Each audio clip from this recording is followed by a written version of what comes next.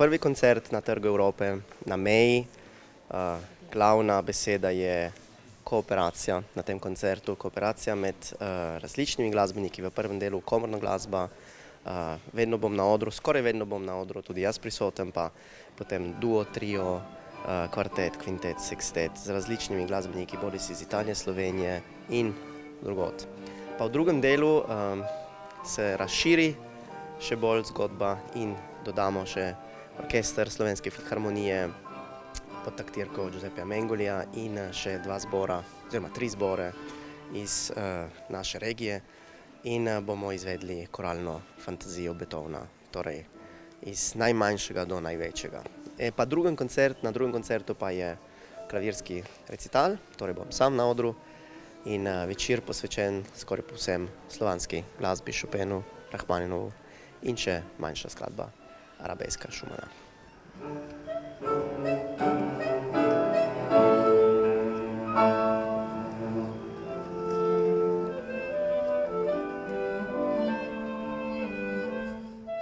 Torej, orkester Slovenske filharmonije je seveda orkester, s katerim sem večkrat že sodeloval, ne samo v Ljubljani, ampak že celo predvidevamo turnejo na Japonskem meseca novembra, tako da to je že stalno, skoraj bi rekel, sodelovanje z enim največjim seveda orkestrom, ne samo v Sloveniji, ampak v Evropi, tako da zelo se veselim tega.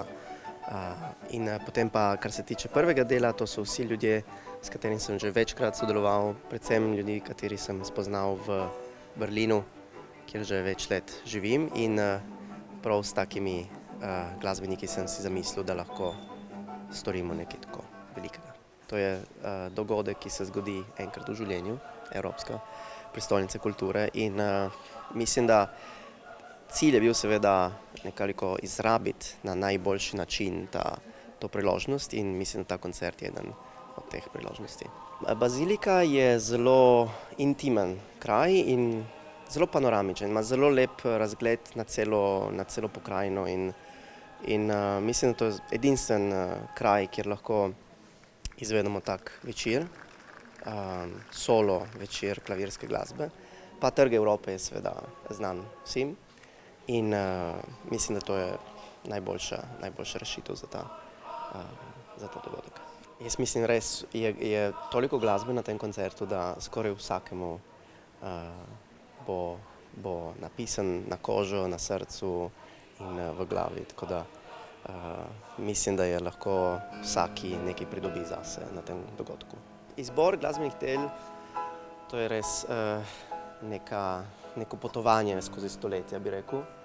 In začel sem z idejo, da bi kulminiralo vse z fantazijo Beethovna in potem sem razmišljal tako skoraj kot znanstvenik za nazaj, kako bi vse ta dela, s čim bi začeli, tako z majhnim nokturnom Respigija, potem pa želel sem si povezati slovenska dela in italijanska dela, ljudska dela za zbor, ki nekako se povežejo seveda z koralno fantazijo Beethovna.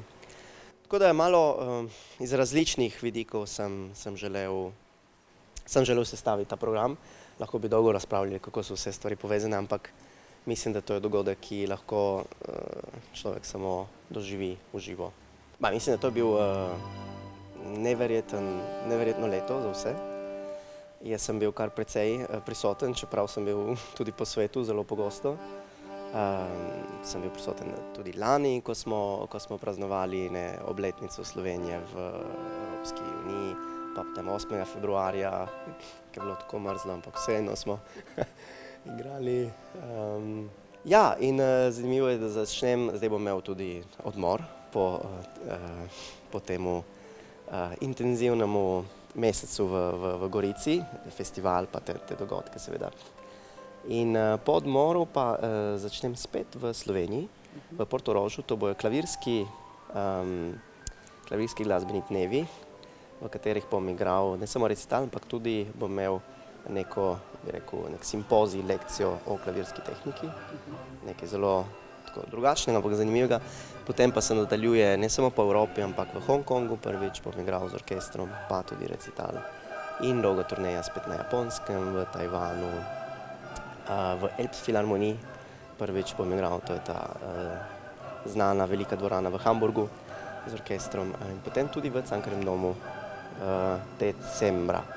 Gorica, Nova Gorica sta zelo pomembna mesta trenutno po svetu.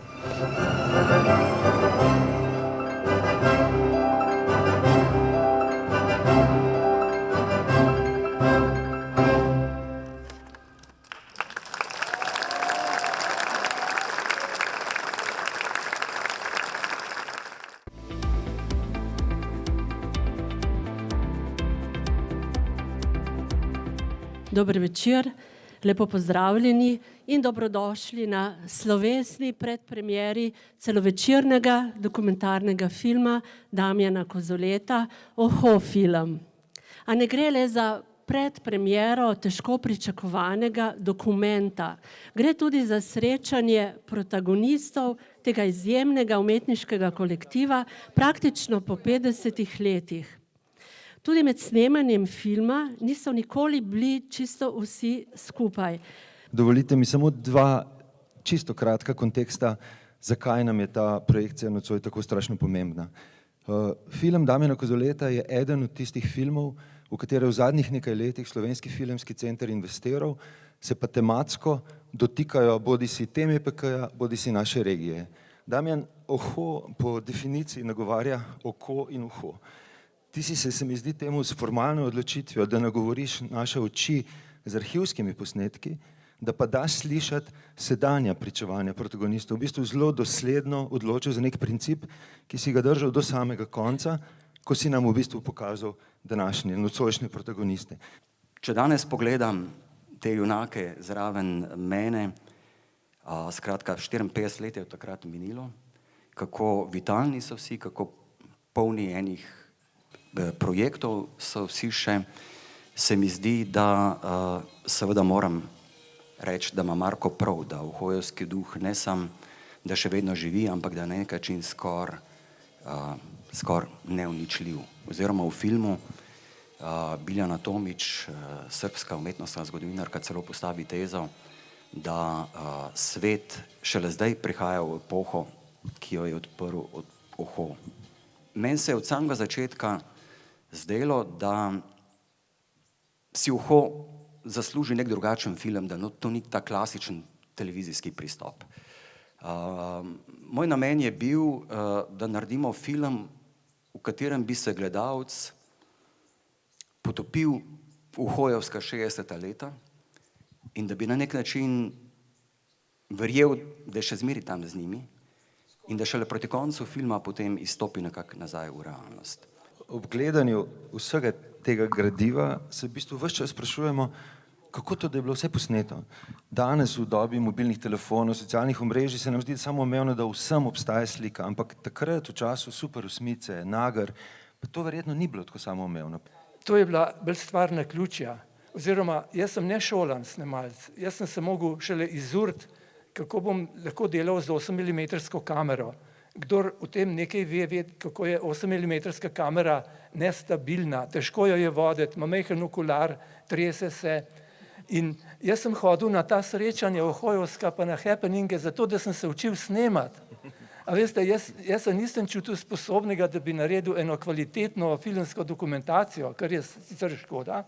Sem pa uporabil ravno to slabost te kamere, da se trese in nastala silno živahna, dinamična filmska slika, ki se je vsi hvalili, kako je to energično, pa kako smo bili mladi pa navdušeni. A veste, mislim, eno z drugim je šlo. Marko in Iztok sta formulirala neko ideologijo, ki sem jo razumel kot stvari in drugi ljudje in narava niso pomembni zaradi tega, ko se mi odločimo, da so pomembni. Imajo svojo pomembnost. In karkoli smo že mi počeli, zame je to bila osnova.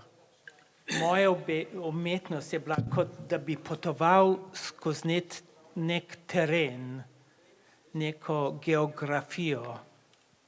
In sem vedno našel na koncu tega potovanja, da kar sem delal, ni bilo tako pomembno, kot je nekaj drugega, ki sem začel videti. Ko sem v Ljubljanico gledal in sem si vprašal, kaj bi pa ta reka hotela. In odgovor je bil, reka bi rada pokazala, kako dinamična da je. In sem ene palce postavil, da pokaže, kako dinamična je. To je drugačna umetnost, ne? To ni, da se sam izražujem. To je, da pomagam nečemu drugemu se pokazati. Ja, jaz mislim, da je koliko še nismo se zavedali, kaj počnemo. Vendarle, da smo vzpostavili neko novo paradigmo, nekaj čisto drugačen način, kako se svet da videti, dojemati in na koncu tudi razumeti. In da je to nekaj, kar ni bilo za tisti čas samo in tudi ni samo za zdaj, ampak za bodočnost. Ja, za bodočnost je.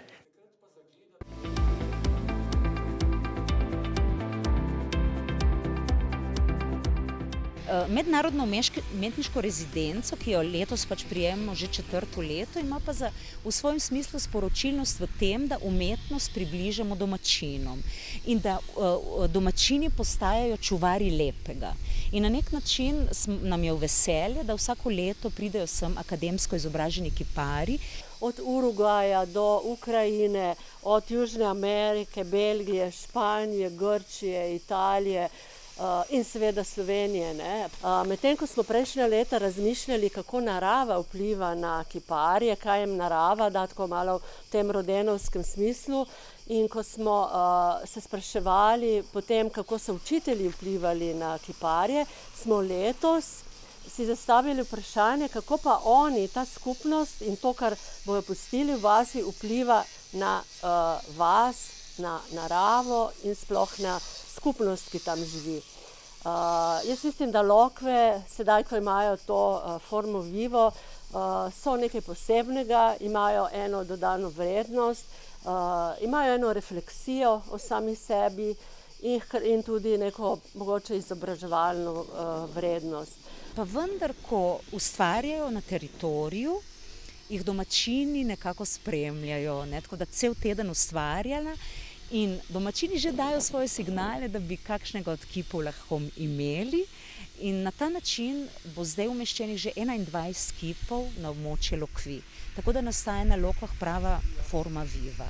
Sem zelo vesela, da sem povabila tudi Damjana Kracino. Potem z nami je bila tudi Sara Terpino, Italijanka. Iz Tunizije je prišel Walid Galaj.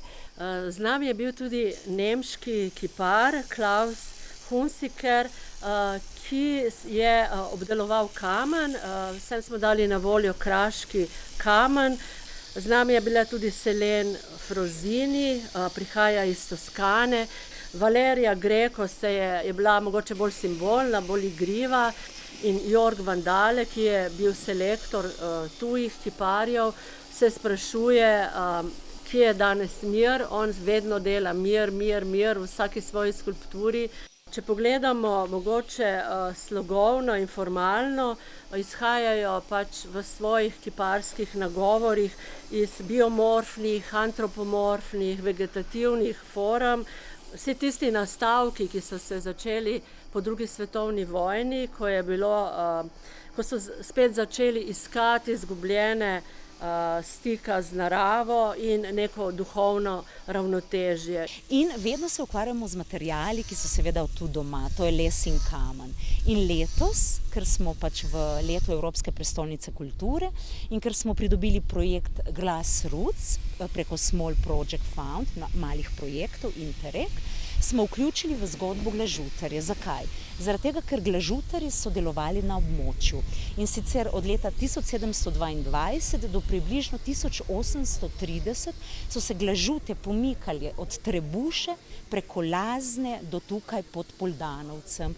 In v bistvu ta prostor je bil zelo povezan z obrtniki, glažutarji, ki pa so bili češkega izvora. Prišli so na teritorij, v 100 letih napihali na tisoče steklenic. Govorimo o veliki konkurenci z Benetkami, ne v smislu kvalitete, pač pa po kvantiteti, kajti tedanje tržišče, prostor je zahteval predvsem tržaško pristanišče, kjer se je izdelovala rozolja, to bi bilo rožni liker, rožno vino, je zahtevalo tisoče in tisoče steklenic za transport v Španijo, iz Španije potem tudi vino romalo tako do Amerik kot do Indije.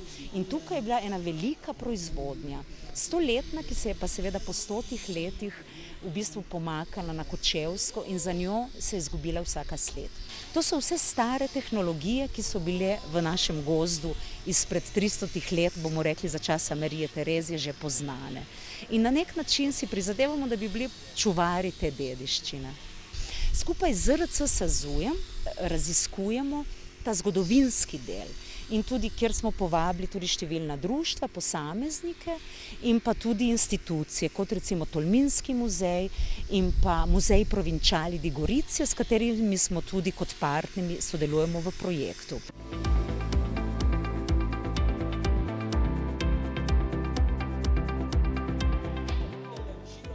V sklopu Evropske prestolnice kulture je na Trgu Evrope potekal atletski dogodek z naslovom Skoki brez meja.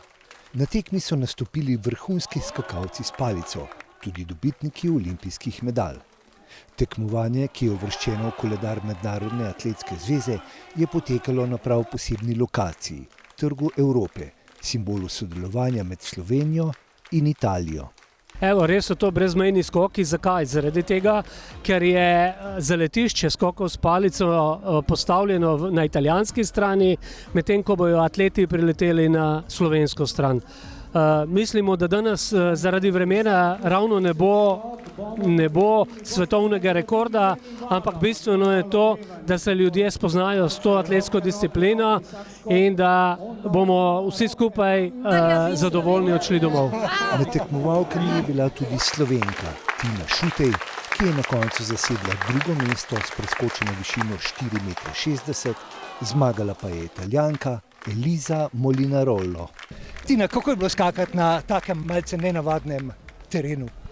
Super, ja, mi pač starši smo že navajeni skakati na trgih. Ta tekma je pa pač nekaj posebnega, ker se odvija v 2 državah. Res je pač super ideja, mi je zelo všeč, še posebej, ker je ena od teh držav Slovenija.